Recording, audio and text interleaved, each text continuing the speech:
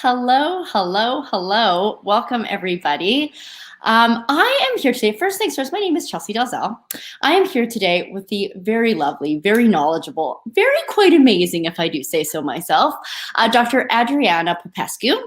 Adriana is a licensed clinical psychologist, addiction specialist, and an empowerment coach with over 25 years of experience in the mental health field. She's also an Access Consciousness certified facilitator, among many, many, many other certifications.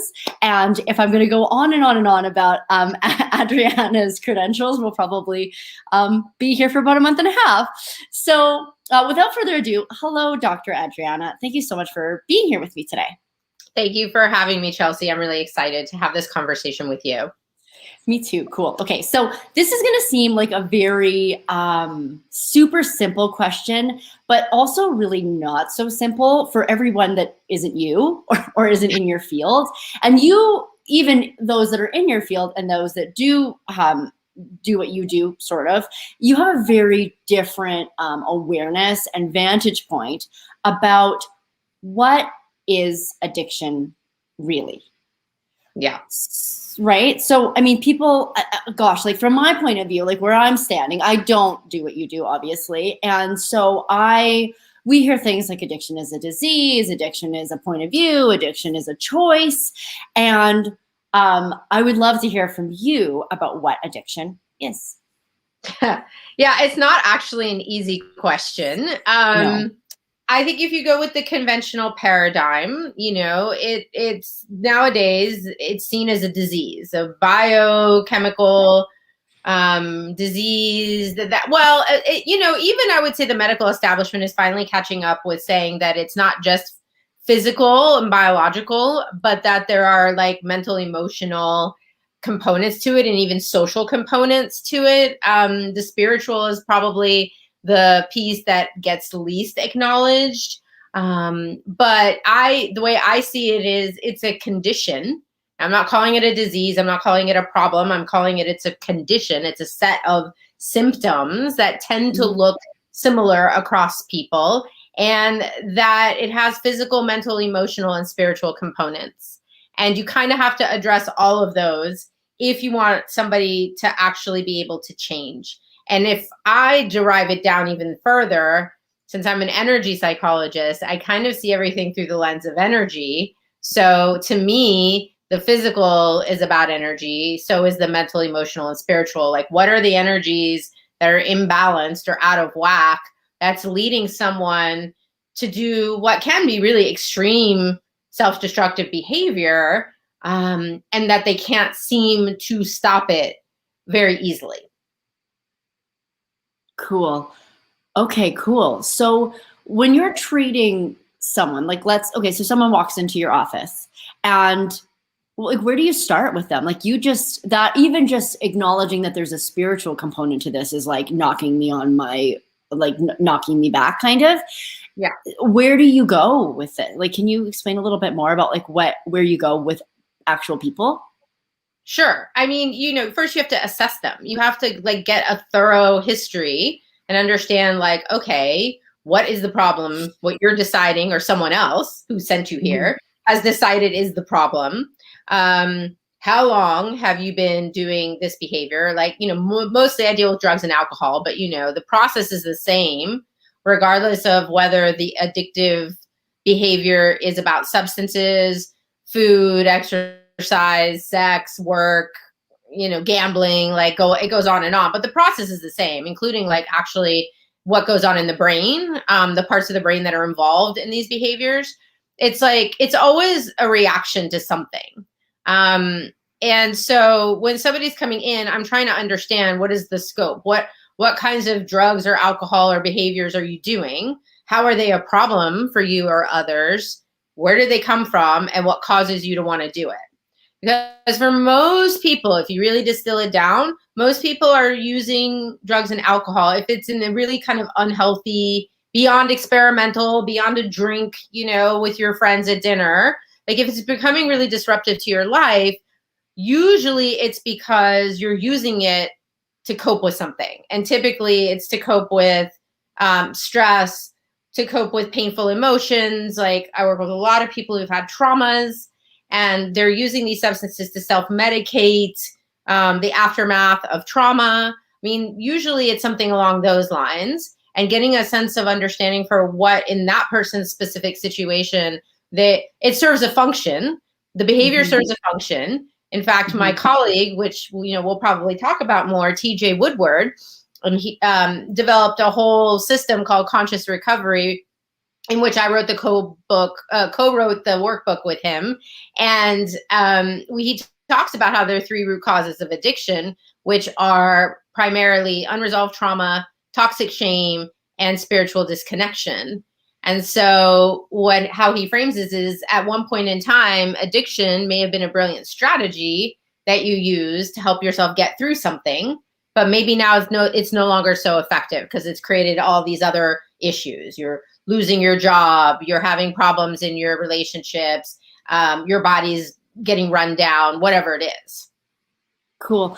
Okay, so when somebody says something like what just came out from you while you were talking about that was a couple of things. One is that you hear about, or you yourself do this, have an addictive personality where it's like, okay, so I'm not smoking anymore, but now I'm obsessively at the gym for 5 hours a day every morning. Now that's my new addiction. What is that to common people, probably most people that wouldn't consider themselves addicted to something, but may consider themselves oh, I have a really addictive personality. I hear that all the time. Can you talk about what that is? Or did you? I think it's part of the same thing. It's just along a spectrum, right? Oh, right. Okay.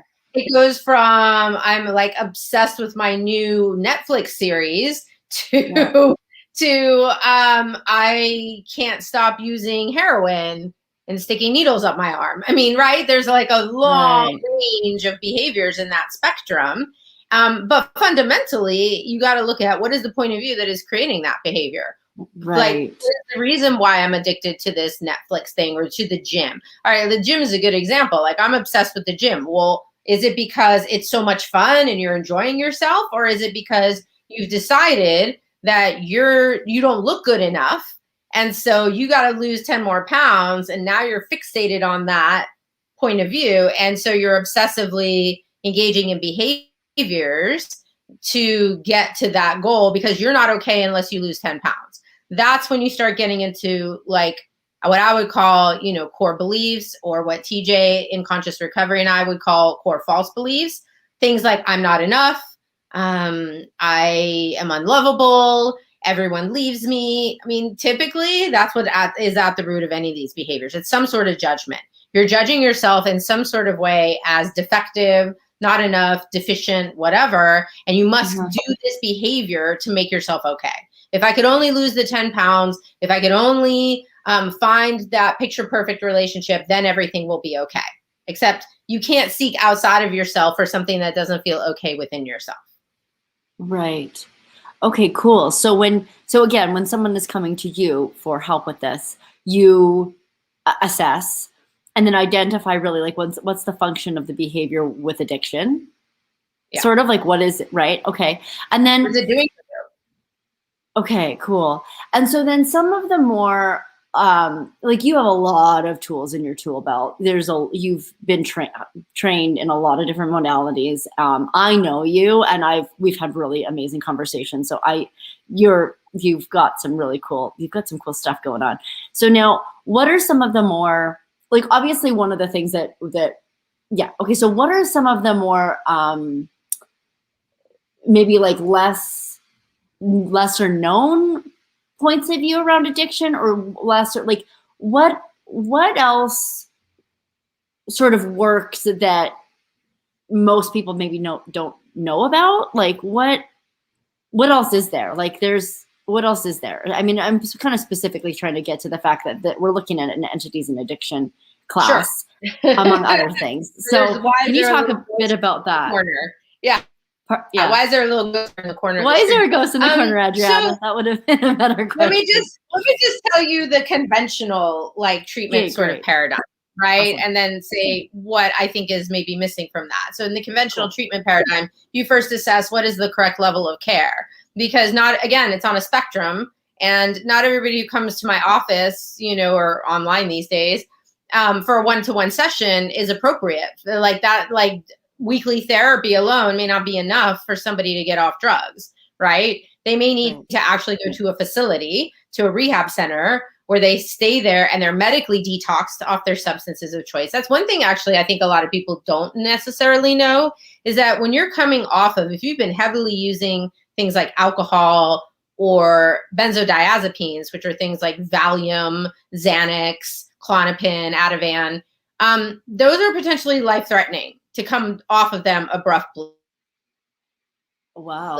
You know, like people kind of know about the opiate withdrawal, like coming off like opiates and heroin, and that's people vomit and get sick and feverish and fluish, but that's not going to kill you typically. What could kill you is coming off heavy amounts of alcohol or stopping pills cold. So sometimes people actually do need to go to a facility where there are doctors and nurses and things to help them safely start to withdraw in a very like tapered, slow way.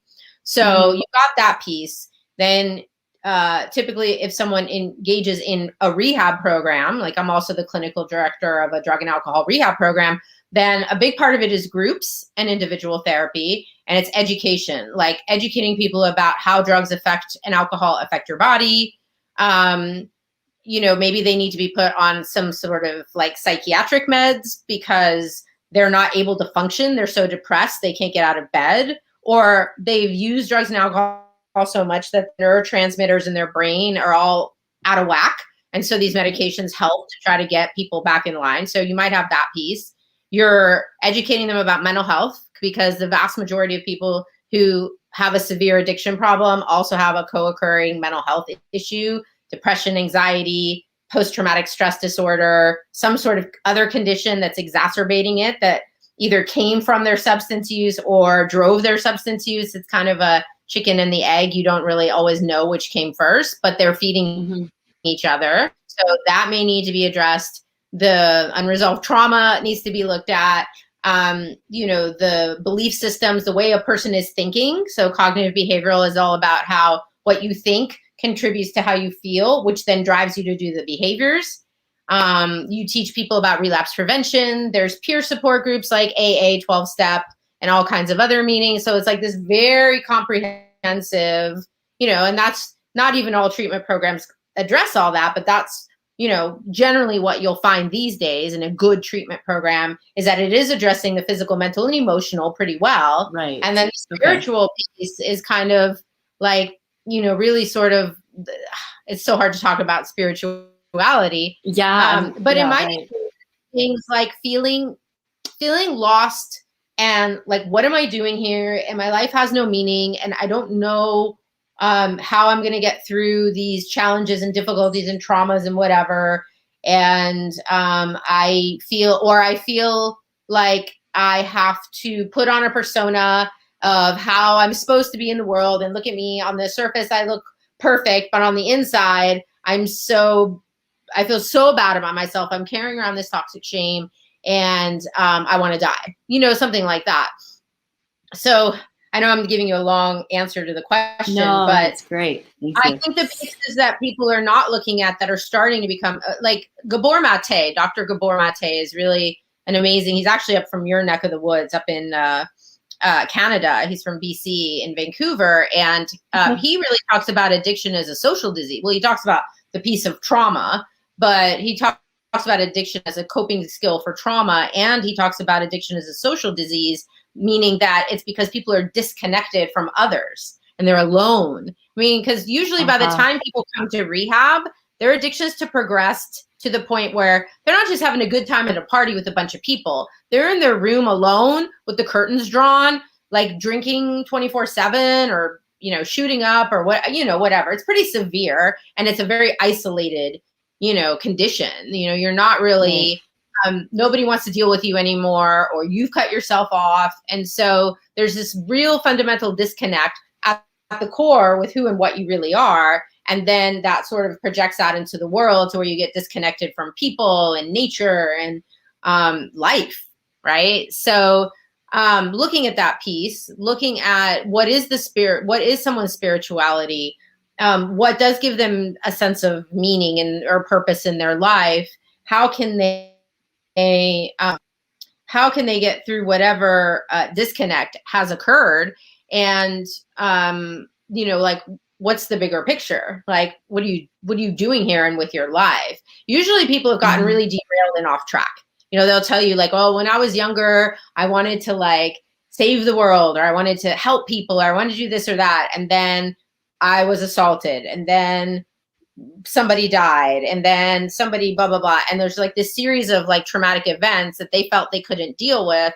And so they turned to drugs and alcohol as that brilliant strategy to cope with it, and then got sucked in, because eventually if you keep going to that as your go-to for every time I feel uncomfortable, I need a drink, right. I need to smoke, I need whatever, you know where you're going to end up. So I think with access consciousness and with energy psychology, those are really the modalities that started opening my eyes to looking at the spiritual piece, and also then looking at what other ways are there to it. So one of the things that I've discovered in the 20 plus years that I've been working with people is that the vast majority of people who develop addictions are highly sensitive or empath, people. So meaning they're really sorry. I'm so sorry to interrupt you. Yeah. Did you just say that many, tell me, can you say that again? So how many people, you've noticed that many people? I would say all the people I work with pretty much are highly sensitive people, HSPs, AKA empaths. Some people have distinguished between those terms, but to me, they're pretty much the same. So they're constantly picking up on the thoughts, feelings, emotions of others, and they don't realize that they are. And they get overwhelmed with their awareness. They're picking up on everybody's stuff. It's overwhelming. And the only way they can have figured out, their brilliant strategy is like, oh, I could use drugs and alcohol or this other behavior to quell that, awareness. Except that doesn't really work. Right. So that's a big part. So one of the things that can show up that I've discovered also in working with people is one of the things that some of the addicts are aware of are actually beings that don't have bodies, spirits, and other types of energies that just because science yet hasn't, although it's getting there, I will say, has not been able to clearly identify what these things are. Nonetheless, people are picking up on it.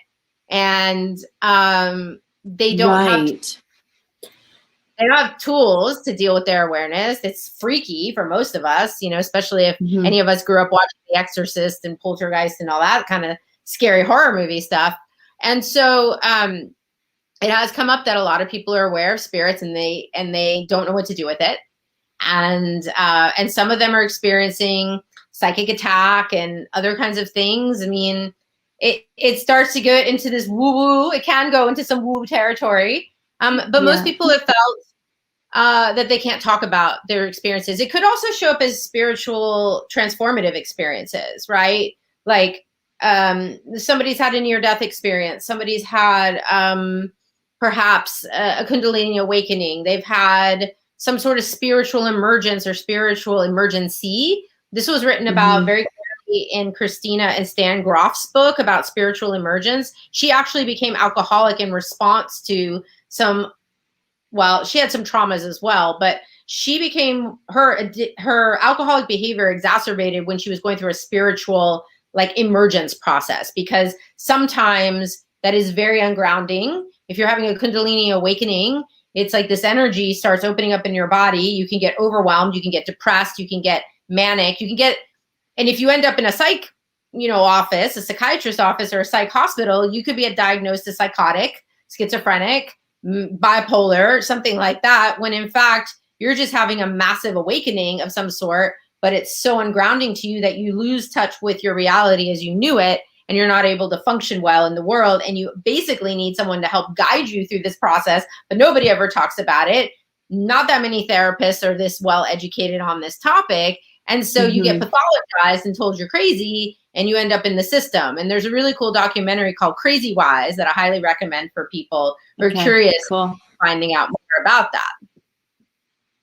Cool. Gosh, I love how you put that. It's so, because you're right. I mean, this absolutely fringes in on woo-woo, especially when you start talking about ghosts and what people are aware of. But yet, with the limited vocabulary that a lot of people are that is available to them with regard to just conventional medicine or therapy and stuff, it's sort of like, gosh, how do you not look a little bit further? Like, how do you not start to you have to reach into unconventional places to try and figure out some of like the completely unexplained inflections that go on with people and their especially with regard to awareness. Like, how do you explain awareness if you're not asking questions? So No. Cool. So just a quick note. I mean, so entities and addiction is something that actually Adriana has agreed to do for us, because I asked her to do this class with me because I just admire her knowledge with this. And I guess like what else is really possible? Like what more can we learn? Like what else is out there that is really, really beyond everything that we've already learned about what this is? And okay, cool. Gosh, I'm a little bit, I'm like going in 1,000 different directions. I have so many more questions to ask you, and I don't know how much time we have. Well, let me just interject with one piece. Please. I think the piece you said about asking questions is so important, because look, if the conventional treatment paradigm worked, we would have better recovery rates. But as it is, exactly, the statistics will tell you they're shitty. You got people, we have a lady in the rehab right now. This is her 13th treatment episode. And that's not that unusual, that you have people over and over again coming to rehab, trying to get sober. They will maintain their sobriety for a little period of time and then they relapse. Why? Because obviously whatever is causing them to relapse has not been fully addressed. And so the conventional paradigm has its limits. That's when I think particularly we need to look beyond the standard stuff around like your chemical imbalance and how you're thinking about yourself and how you're feeling and whatever. Like beyond that, what is required here? We have to ask more questions. And I will say also that I don't see a lot of conventional treatment paradigms really giving effective coping skills. I'm sorry, but like, cognitive behavioral therapy, as much as I love it and use it in my practice, it's not super effective when somebody's in a full-blown fight, flight, freeze response. And somebody who's had a lot of trauma tends to be, their brain is misfiring a lot and telling them that there's a life or death like situation going on when there isn't. And so they're constantly in this state of hypervigilance. Their nervous system is always like in fight, flight, freeze. So they can't think straight, because when you're in that state, 70% of the blood flow goes out of your brain. So to like question, like if you've got a war veteran who's having a flashback to war on the 4th of July when the fireworks are going off, you can't just say to him, hey dude, it's 2021. And like, he doesn't get it because his brain is re-experiencing this horrific trauma. And so cognitive behavioral therapy challenging, the truth of your point of view at that point isn't super effective. What you need to do is get that person out of fight, flight, freeze. And then this part of their brain can come back online and you can ask questions and they can have more clarity. And this is also a limitation, I will say, of access. I mean, your point of view creates your reality, absolutely. But if you're in this like fear state that your body as an animal is wired for, and you're in that, like pock and potting things isn't always the most effective strategy. Sometimes I got to go to other things to get someone to get their body out of fight, flight, freeze, so the rest of them could come online. Because at that point, you're checked out of your body anyways, right? So that's when coping tools like tapping, energy psychology, even certain kinds of breathing, cold water, like all these things that can help get someone back in their body, get them out of fight, flight, freeze, and then let's apply some other tools. That's a piece I see missing in a lot of rehab programs. And I actually just finished a paper for a journal article that I was asked to write a paper on our use of energy psychology tools at the rehab where I work. And that's what I talked about, is that people are not getting these emotional self-regulation tools, is kind of the jargon for it, to get them out of fight, flight, freeze so that they can use the standard tools we give them in rehab and in addiction treatment, use them better. And then put in the entities piece, and that just becomes part of it, because people aren't the only ones who are terrorized and have trauma. Entities do too. And people can pick up on that. I often will share this story. I worked with a lady in Israel who was having a tremendous amount of paralyzing and crippling anxiety to the point where she couldn't leave her house or drive. And turns out what she was aware of was the spirits all around. And what has Israel dealt with? War, fighting, like violence. And so there were all these like entities with PTSD around her, trying to get her attention, trying to get, because they were aware she was aware of them. She didn't recognize it quite as such. But when we got to the awareness, like you're picking up on all these beings and they're trying to communicate with you. And she took a talk to the entities class. She learned some skills. Her anxiety went away. She was still aware of them, but she now had tools for dealing with them. And her anxiety went away and she was able to resume her life's functioning. Now, if we just sent her to the psychiatrist, they would have given her some pills and said, well, let's challenge those. Yeah, let's challenge those thoughts that aren't even yours. Like, that's the thing is you think, well, especially when you're so aware, you're empathic, you think that what you're picking up on is actually coming from you. And then your mind has to invent a story about, I'm anxious and here's why I'm anxious. It must be because that and the other. Which just sort of locks it in and keeps you on this spiral of that and stuckness. So quick thing for anybody that doesn't know, when Adriana says entities, she literally means ghosts, at least in this context. That's not what entities always mean. But with regard to this, if you're wondering, like, am I getting this correctly? You are getting this correctly, especially with the Israel story. And so one of the really valuable things that I found talking to you too is around these classes, talking to you wherever anybody is at, whatever information they may want after this is also for the people that have family members with addiction. Like for me, it's been so amazing having more and more information around anyone I've ever loved that's have had things with addiction, family members, partners. It's sort of like, more information is always better. Like I've never found that having more information ever hurts anything. And so the more and more we talk about this, it sort of it brings awareness to just a really crunchy, thick subject that's so full of judgment that it's really hard to get actual information about actually. So thanks, Adriana. And thanks for your like non-point of view of it. It's actually been it's a lot easier to try and pick out what I know is true too while you talk, because it's not trying to say that this is the right way, this is the wrong way, this is the weird way, this is the good way, this is way too woo-woo, this is right. Like, because then it just, again, locks you in what the hell is actually going on. So I appreciate that about our conversation. Thank you. And really quickly, maybe we'll just take a quick second to say that the entities in addiction class, particularly that I've pulled Adriana into doing with me, or for her with everybody, is Talk to the Entities specialty class. So Talk to the Entities was founded by Shannon O'Hara, and yes. So if anybody's more interested in any more of this stuff, particularly the entities piece, obviously Adriana is a Talk to the Entities facilitator. That's how come she can do this class. And yeah, awesome. Do you have anything else to share with anybody around this, Adriana? Yeah, I mean, I think like if you've been attracted and sat through this Facebook Live for as long as you have, if you're still watching, it's because something is pulling you about this. And what if you could trust your knowing? I mean, so much. Talk to the Entities is specialty class of Access Consciousness, and Access Consciousness is all about empowering people to know what they know. So to me, like all the tools that we teach, even the ones about entities, are fundamentally all about getting in touch with, like, what do I know? What is true for me beyond my thinking, beyond my feeling, beyond all the ego stuff?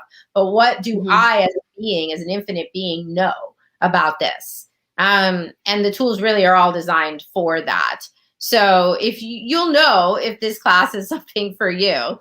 The last piece I would say about addiction that I didn't share that I want people to know is I really recommend, there's a book written by another Access Consciousness facilitator named Marilyn Bradford, who also works with addictions, called Right Recovery for You. And she actually talks about the entity piece in her book as well. But she makes a statement that I think is so profound, which is the primary addiction is to self-judgment. And I have really discovered that to be true.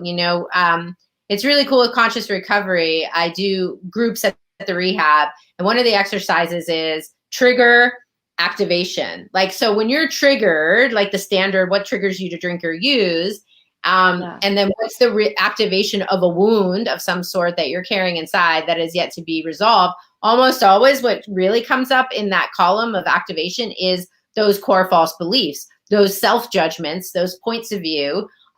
I'm bad, I'm wrong, I don't deserve to be happy, there's something wrong with me, I'm damaged goods. It's almost always something like that that's at the root of it. So if you can get people to look at those points of view and challenge them, because typically they came from childhood, and as a child you didn't know that when you were being abused that it wasn't about you, or that if you were picking up on mom and dad or whoever's their point of view about how they felt about themselves, like you don't realize that maybe those things aren't true. You come to believe that they're true. So then you attract people, places, and things in your life that will mirror back to you that your belief is true. And hence, this is how kind of it all gets created. So if you really want to change an addictive behavior, you have to get all the way down to what are those limiting points of view that you have, those self-judgments, and and challenge them, clear them, shift them, whatever. And then the behavior, you won't have the need to do the behavior anymore.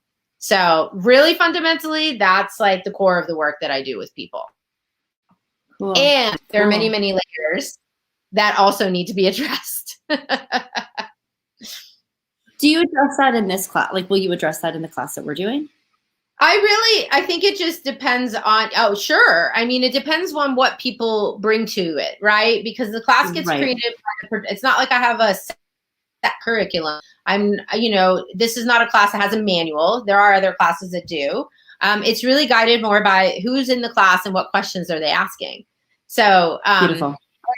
And again, remember the spectrum thing. This class is also for people who have the addictive personality. It's not just about waking up every morning and sticking a needle in my arm. It's somewhere, or if you have a loved one who has an addiction, one of the hardest things is to have allowance for that.